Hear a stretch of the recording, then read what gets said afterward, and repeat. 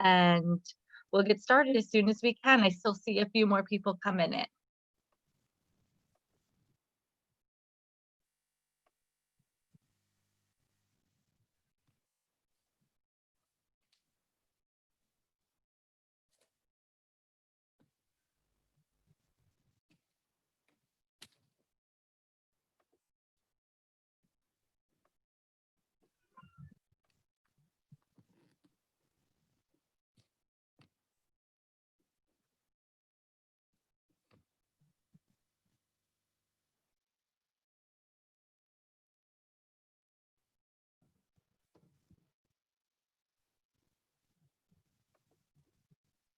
Okay, good news. We are live on YouTube as well. So we are all set to get started.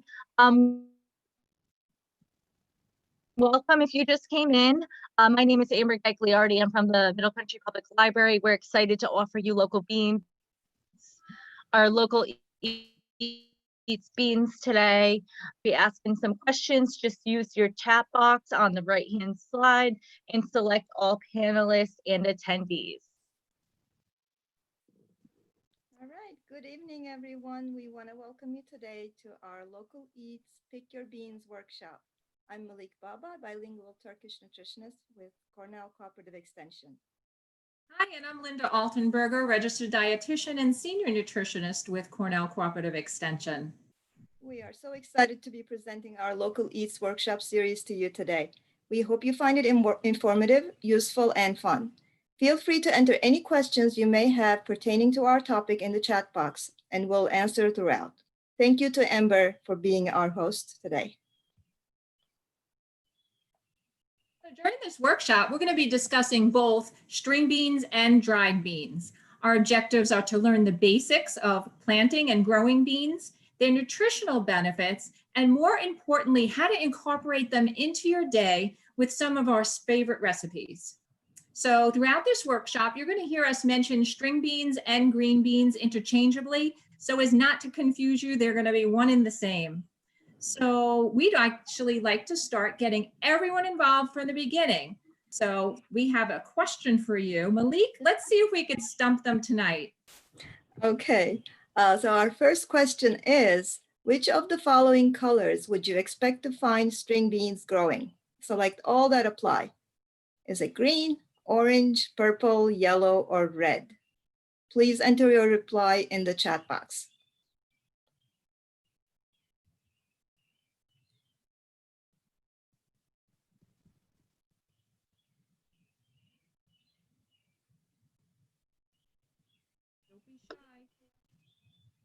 Okay, so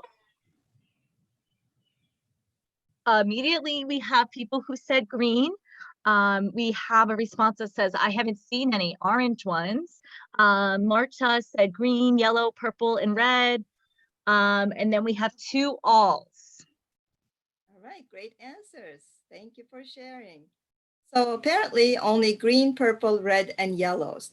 Whoever said that they'd never seen orange beans before, they were correct. So we would like to share a few additional fun facts about string beans as we introduce our program. So did you know that string beans produce white, pink, or purple flowers? And it's the edible pod, the portion that we just talked about, that come in the yellow, green, purple, or red. So really interesting fact here is that originally the Spaniards used the string bean as an ornamental plant. So until one day someone was making soup and the beans fell into the pot, no joking aside, and apparently it turned out very tasty. And from there, they were now eaten. So how do you prefer to eat your string beans? Please enter your responses into the chat box.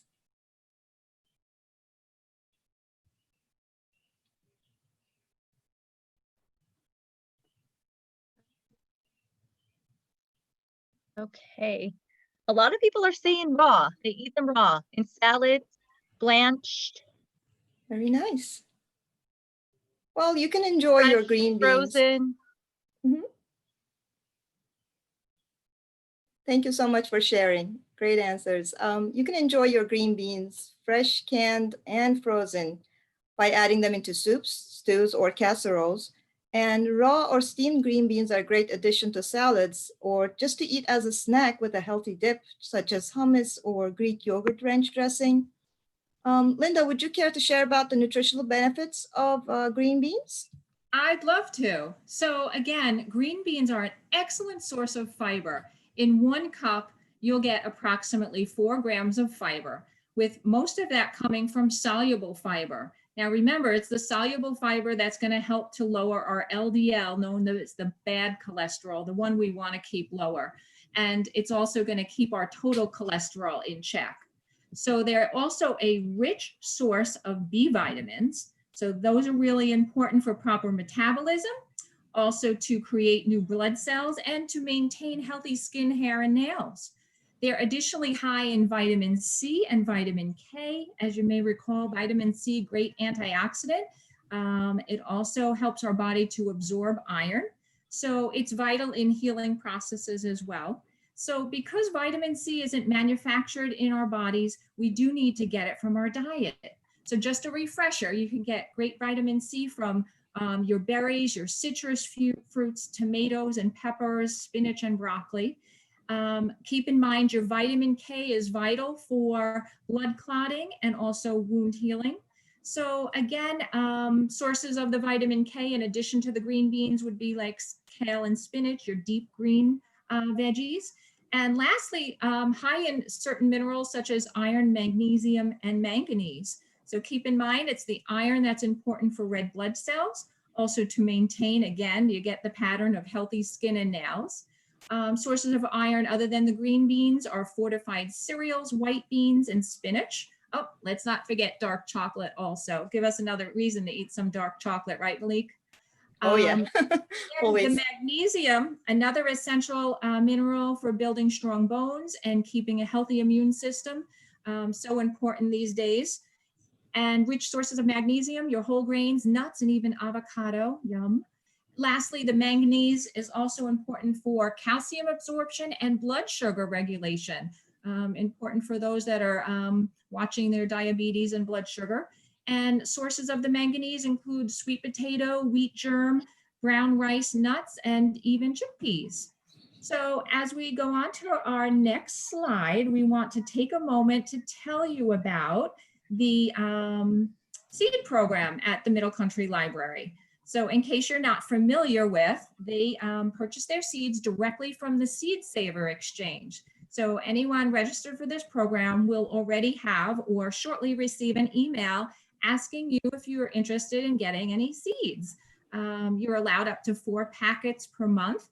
And in fact, in this slide, you'll see the painted pony beans that correlate with our program today. So you can always request those. And it's so cool. I already have my seed packet for our next program on zucchini. So don't forget about yours. We'll also be posting the link on how to get the seeds in the chat box, as well as at the end of this program. And I just want to mention, so if you wind up growing an abundance of beans, and or if you maybe go to the farmer's market and purchase more than you can use at that time, don't fret, because beans are great to be frozen. So the best way is to blanch them for 3 minutes, and then you would put them in an ice bath for another 3 minutes, and then place them in a freezer safe container, and then there you go. So I'm going to take a minute to show you a short video clip on how easy it is to plant and grow your own beans. So let's take a look.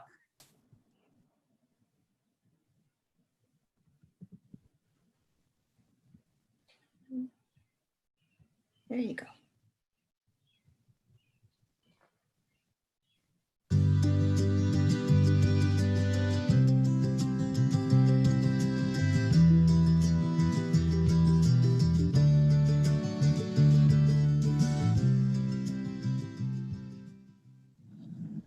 Hi there. Today we're going to be showing you how to grow green beans right at home in your own garden. The great thing about green beans is that they're really easy to grow and they're really quick to mature too. So they're the perfect thing to plant in the middle of summer when you've got some spaces to fill in your garden, but you're not ready to move into cooler season crops. There's lots of different types of green beans out there, but the 2 main types are bush and climbing beans. Today we're going to be planting bush beans because they only take up a small space in your garden. If you plant climbing beans, you need to make sure to put in a trellis, kind of like what you see behind me over here. To prepare your soil for planting green beans, we recommend mixing in some good compost.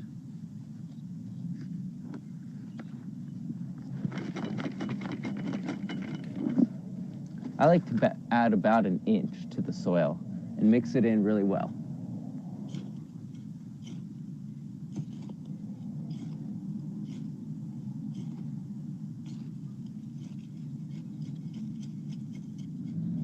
Once you've gotten your soil prepped, plant 2 to 3 beans about 1 to 2 inches apart from each other.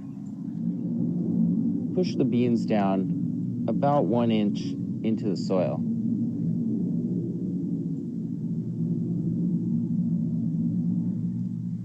And then add water.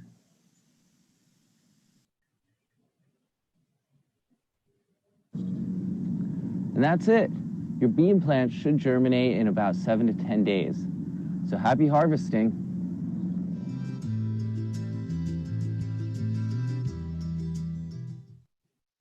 Definitely so easy to do. So now that we've learned about growing beans, Malik is going to demonstrate one of her personal favorite green bean recipes. Malik? Okay, yes, this is really one of my favorite Turkish recipes, Turkish style green beans. I love to make it and eat it, and my whole family enjoy it every day. I know you're going to love it too. So these are the ingredients and the directions. Just a few tips. If you're using canned green beans, drain and rinse before cooking and add them into the pot last to avoid overcooking. Cook everything first for about 15 minutes before adding the beans and simmering for another 5 minutes. For a delicious and colorful twist, you can add a can of pinto or red beans for color to this dish with the green beans. So we're gonna watch how it's done now.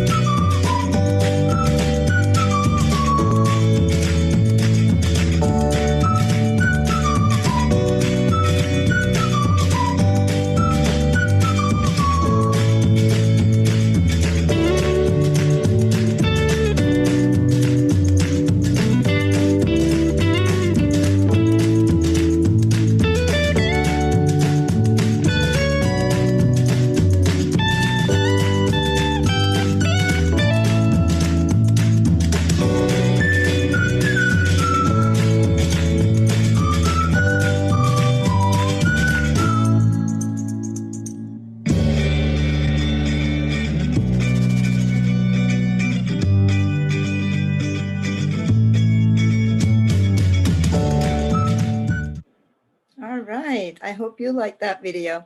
Now, I have another question. Can anyone tell me what happens to all the unpicked string beans? You can put your answers in the chat box. Great. And as everyone's answering that question, we did have a couple comments and questions Okay. come up. So before you started your cooking video, Cheryl had asked, can you use a dehydrator for the beans? I don't think so. I never used a dehydrator for a bean because beans need a lot of moisture to be able to cook. If you Okay. dehydrate them, you may be able to eat them as a crunchy snack, but I've never tried it myself. I did roast chickpeas before in the oven, but I'm not Okay, really and I familiar with how apologize, to Cheryl, use. if I didn't completely understand your question, but that sounds like a good explanation to me. And I think we've seen like the dehydrated like bean chips in the store and stuff now. So perhaps that was an idea. Also, Margot said, this is kind of a cool story. When my kids were little, I used to buy the purple beans. They were purple on the bush so the kids could find them, but they turn green when cooked. Yes. So very I cool. had the same disappointment a couple of years ago. I found these really cool looking purple beans and I came home. I also bought some yellow beans and green beans. I was so happy that I was going to have a rainbow bean dish. Well, they all became green at the end, so dark green. But I mean, they were nice to look at. Okay. We do have a response. Cheryl had said they will dry out and reseed. Yes, they do become dry beans, and that's what we're going to talk about next. So here we have a few fun facts about dry beans. January 6th is not only National Bean Day, but it marks the anniversary of the famous monk and botanist and scientist Gregor Mendel's passing in 1884. He discovered the basics of heredity through experiments done in his garden on beans. Bean soup is on the US Senate menu every day. So if you want to eat like those politicians, we included the link for the recipe in the references.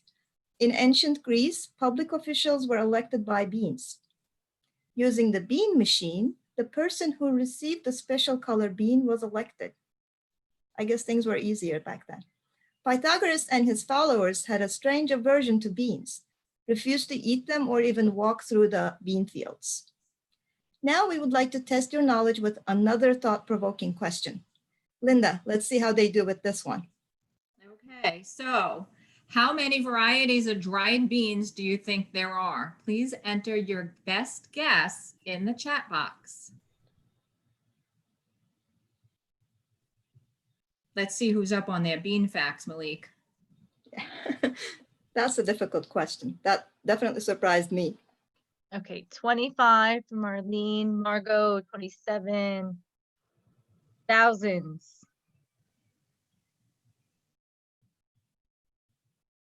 Okay, so we have one close answer there. Narrow. Currently, the World Narrow. Gene Bank holds 40,000 bean varieties, although only a fraction are mass produced for regular consumption.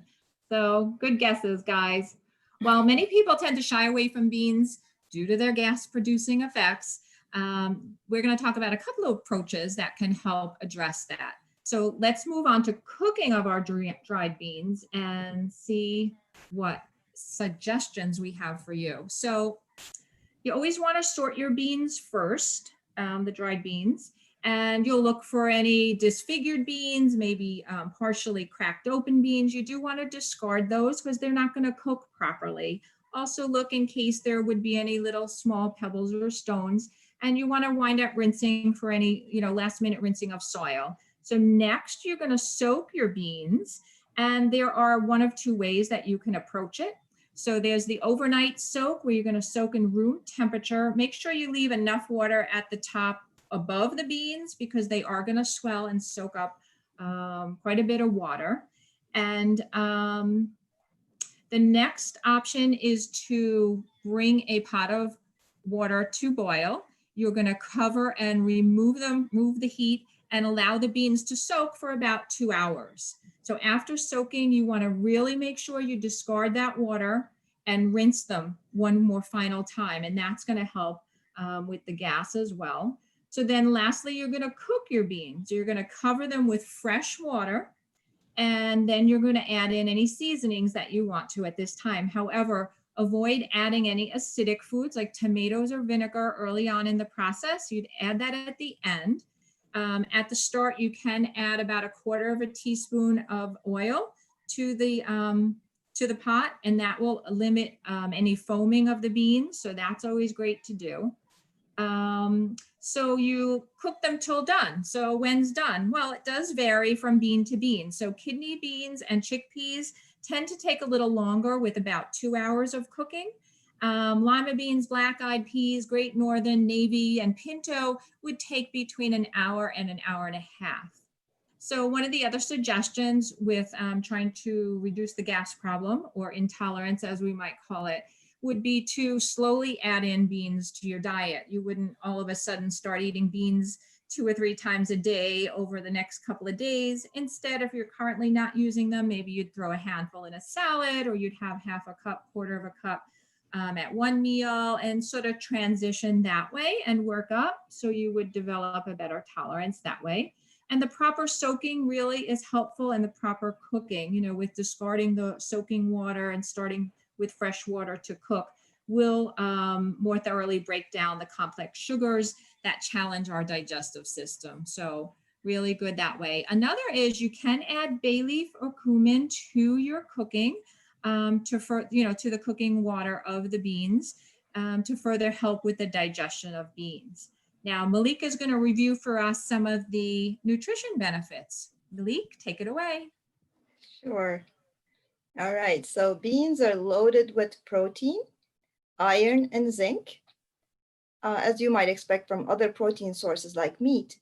But beans also contain nutrients that are concentrated in mostly vegetables, including fiber, folate, potassium, zinc, magnesium, and manganese. Well, as you may know, protein is necessary for muscle building and repairing. It's one of the micronutrients. Also helps our immune system to stay strong. Protein sources are usually lean meats, eggs, fish, beans, lentils, nuts and seeds, and low-fat dairy products. Zinc is needed for many biochemical reactions and also helps the immune system function properly. Sources of zinc include most protein foods, whole grains, and milk products. Also, many breakfast cereals are fortified with zinc. Folate is one of the B vitamins. It's called folic acid when it's in a supplement form. It helps to make and repair DNA and produce red blood cells. It may help with reducing the risk of getting neural tube defects, heart disease, cancer, and even dementia. Sources of folate are leafy greens, meats, seafood, beans, lentils, peas, nuts and seeds, eggs, and fruits. Potassium is a mineral that assists in many essential body functions, including blood pressure, water balance, nerve impulses, and heart rhythm. Potassium-rich food sources are most fruits, vegetables, lean meats, whole grains, seeds, and nuts. The other benefits were already discussed by Linda, so I'm not gonna go there. You get the best of both worlds with beans, while enjoying foods that are naturally low in saturated fat and sodium and free of cholesterol. For all these reasons, beans make an excellent protein source for everybody, including vegans and vegetarians. So now for comparison purposes, our next slide is a neat summary of nutrition bean facts. So the information shown in this little chart is based on a 1/2 cup portion size. So it is kind of neat to kind of compare. For the most part, most of the beans fall into the same ballpark in terms of protein, between 6 and 8 grams of protein per 1/2 cup. You can see that they're extremely low in sodium. Keep in mind with sodium, we always want to watch, for any, things we have going on health-wise. And I just thought it was a great reference. So keep in mind, the US dietary guidelines recommend that we eat approximately 3 cups of beans per week. So by eating approximately 1/2 cup of beans a day, you can easily meet this guideline recommendation. Now, again, because beans are packed with protein and fiber, you can try adding them to any of your favorite dishes to glean the nutritional benefits. So soups, salads, stews, and a recipe I'll be sharing with you shortly, even your desserts. Yep, even your desserts. So keep in mind, you can access this chart from the Bean Institute if you go online, and we have the reference at the end of the presentation. Okay, so this MyPlate representation shows us how beans can fit into both the vegetable and protein categories. For instance, 1 cup of cooked beans equivalent to 1 cup of vegetables, and 1/4 of a cup cooked beans would be the same as having 1 egg, which would have 1 ounce of protein. So before MyPlate, beans, peas, and lentils were depicted in the grain or starch group. However, since they are plants, they do belong in the vegetable category.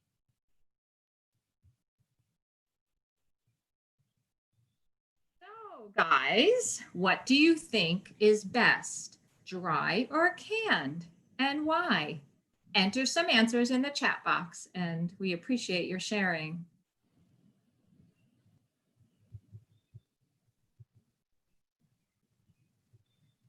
Come on, take a stab.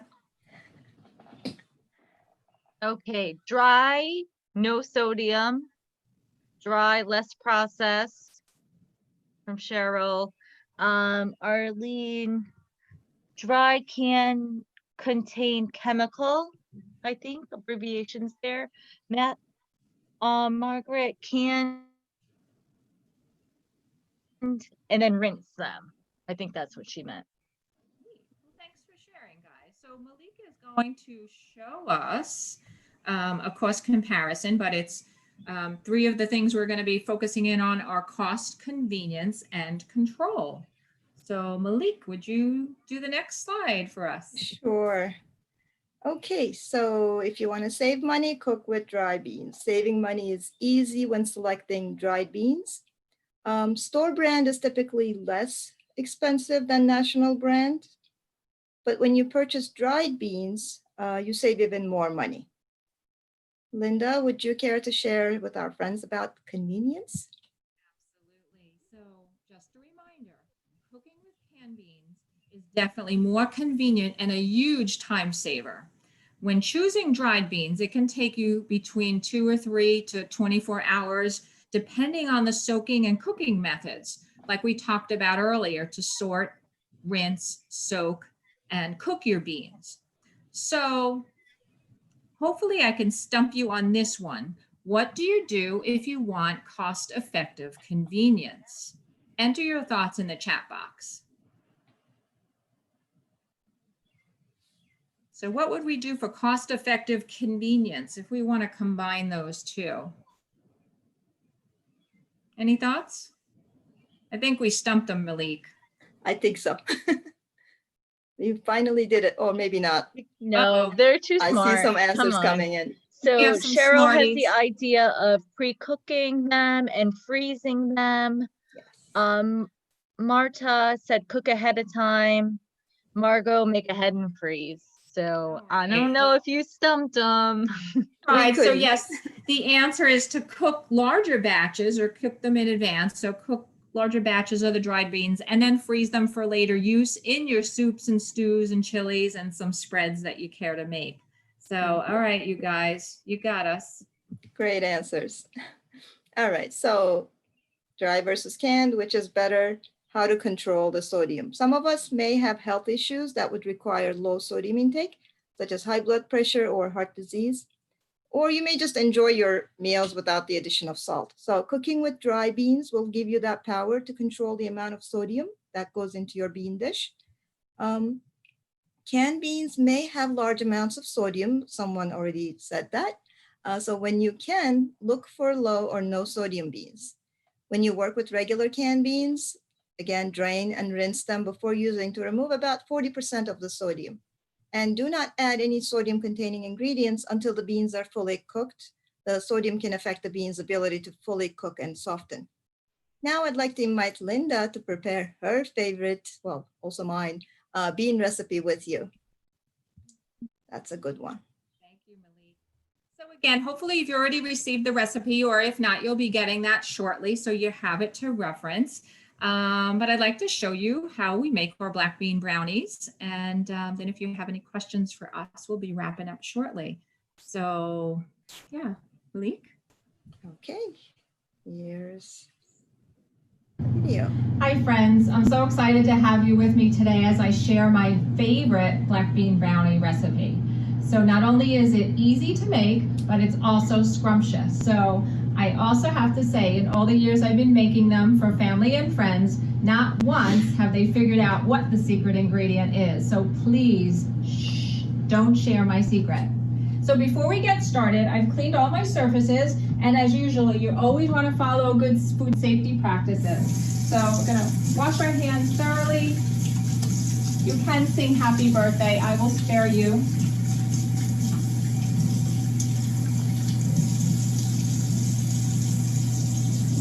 Okay, so very simple. The ingredients that you see here are all of the ingredients in the recipe. What's interesting about this recipe as well, as you would probably not figure out, is there is also no flour. So we are using 3 eggs, the nonstick spray for our pan or glass, 1/3 cup of cocoa powder, and that's unsweetened, the semi-sweet chocolate chips, make it really yummy, 1/2 cup, 3 tablespoons of oil, a teaspoon of vanilla extract. We're going to use 3/4 cup of light brown packed sugar. And lastly, the black beans. This is a 15.5 ounce can. So also feel free, if you want to save on some sodium, not only when we're rinsing the beans, that helps, but if you want to use dried beans, you can cook them ahead of time, let them totally cool off, and you would then substitute 1 3/4 cup into this recipe. So that's really great too. All right, so let's start with opening our can. Now, prior to the video, I wound up wiping down and washing off the can. It's always a good idea to do that with all of your cans. So here I have our colander, and I am going to drain the beans without getting cut. Again, always be careful with that lid. And we're going to put our beans in the little colander. Do that. And it helps to rinse them off. As I said, you get a little bit of the sodium rinsed off as well.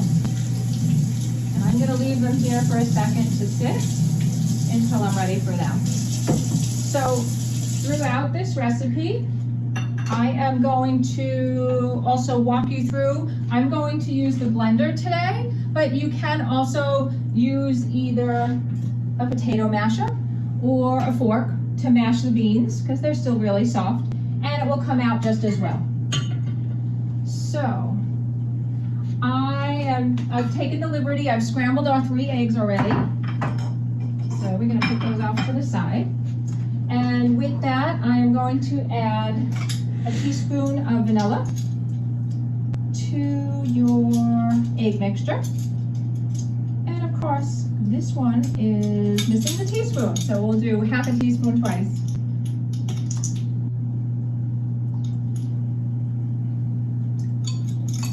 Okay, great. And then we are also going to add in, what were we adding in next? So I am going to add this, oh, the oil. Sorry. We are going to add 3 tablespoons of oil. Now I have to say, I know some of my coworkers have shared that they use or prefer using coconut oil. I just happen to have this blend that was a olive oil, canola oil, and they came out decent too. So, all right, so we are going to put this in our blender just to kind of mix it up all the way. And again, you could easily use a whisk and you'll come out just as good. I'm going to put that there. And we're just going to blend. Just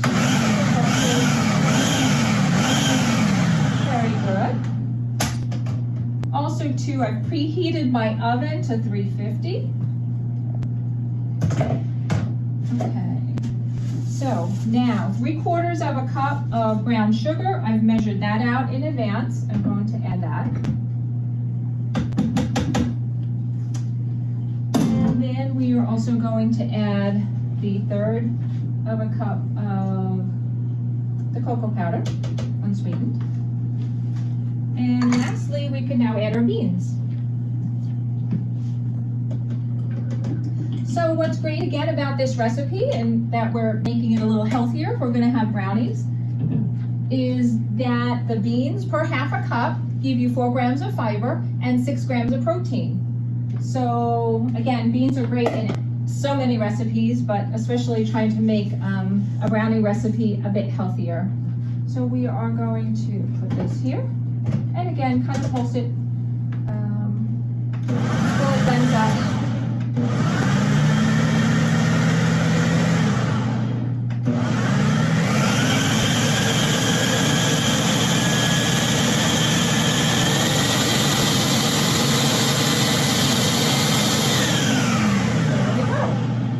You might want to check ahead of time if some of it's stuck to the edges. You can always scrape that a little bit, but I think we're pretty good. So I'm going to just show you the mixture. It'll look like that. I have a little cocoa powder on my blade, but that's fine too. So always be careful removing your blade. And you can sort of scrape in any residue that's still left on your blade. And I'm going to put that in there. Okay, perfect. So now my pre-sprayed glass pan, I like using an 8x8. You can use a 9x9, but they're going to be a little thinner. Okay. Oops. So you can add, as I started to pour, you can add your chocolate chips right now, or you can add them on top. Probably, I'd say maybe mix them in. Ironically, I tend to always forget to do it at that moment and then add them on top, and they kind of sink in there as well.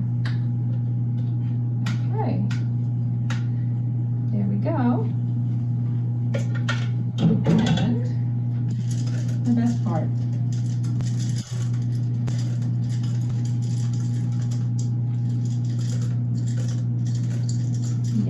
Oh, so if you'd like, you can change up what you add depending on either dietary restrictions or food allergies. You could try 1/2 cup of nuts. You could add in other chips that wind up having, what do you call it?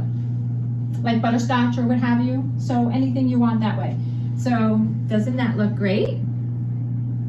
So this is ready to cook now at 350 for about 25 to 30 minutes. So we put that in the oven. And voila.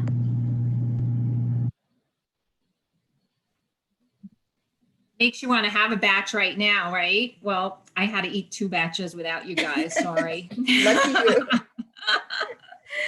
So remember, just like any recipe, you could always make substitutions of things and, dabble and try, depending on if you need to eliminate certain ingredients.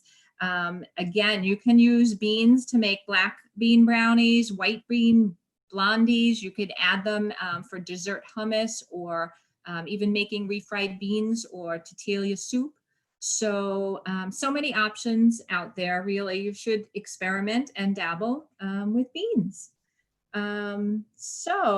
Yeah, well, we have dessert lovers out there because everyone is saying yummy, yum, they look great.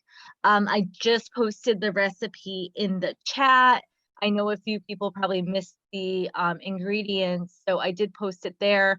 I'm also going to put in my email, so if anyone wants me to email the recipe to them, so they just have like a PDF of it. We've posted it on Facebook and on Instagram as well. So definitely you can check it out there. And if you need to rewatch Linda's video, it's going to be posted on the YouTube, Middle Country YouTube for 2 weeks. I am going to put my email in now. I see you guys asking for it. I am responding, typing, and thinking at the same time. So yeah, we can definitely get you the information, and the video is available to watch again. Great. So what questions do you have for us?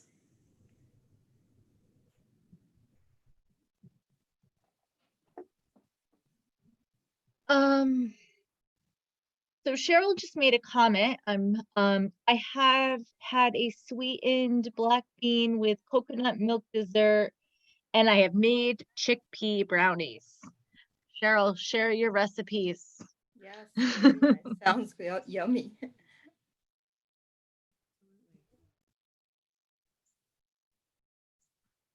Now, while we were watching that, I did happen to kind of Google and just double check about the question earlier about the dehydrating of the green beans. And apparently you can do it. You just want to, spread them obviously evenly and the air will flow around them. It talks about they're going to be dry and crispy. So just to kind of clarify a little bit what we talked about. Mhm.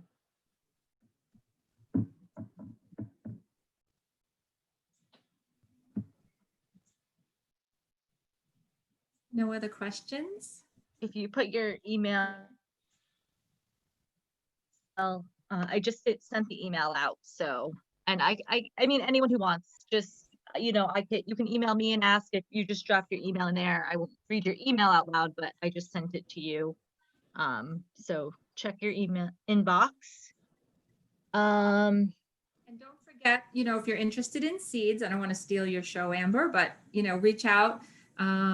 I know I've already planted some beans and some zucchini through the Middle Country Library Seed Saver program, and they're outside in my garden growing now. All right, these are our resources. Yeah, Marta said she's amazed that there's 40,000 varieties. So yeah, that was a very interesting fact. So, great. And we want to keep those varieties. So, that highlights the importance of the seed library too, to grow things and save your seeds and keep all these great varieties that we have for future generations.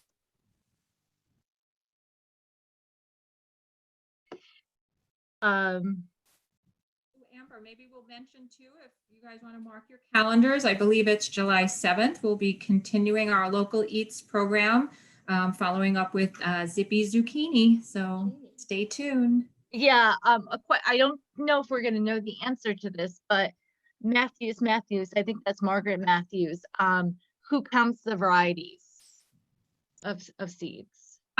What was that? The bean, oh gosh, I forget what it was Okay, called. It was like a green bank, a bean bank, right? Bean What was bank, it? yes. Do you remember, Malik? I'll go back. It is, just give me a second, I'll find it right. Surely not I. I was never a math. Okay, it is the World Gene Bank. So they're actually collecting the DNAs from the beans to keep them still alive. And Yeah, exist. yeah, there is a lot of organizations out there who are Right. very interested in maintaining the varieties that we have. Obviously, Exactly. we want to have as many varieties as possible. It's a positive thing. So there's a lot of resources out there about that. So that was a really great question.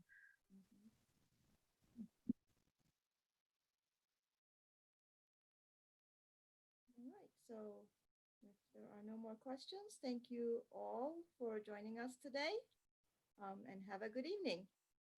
Yep. And See you again, you next have my time. email. So if we missed anything, feel free to reach out. We're happy to help you with any questions you think of. You can rewatch this at mcpl.tv, which I believe my colleague put up if I'm scrolling back. And I am sending out those emails to everyone who just messaged. Great, thank you, everyone. We hope to see you again.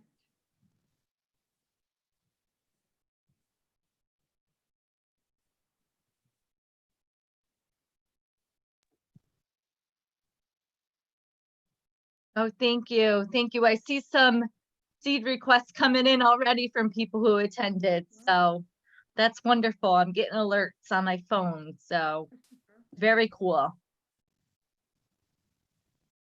right. Have a good evening, everyone.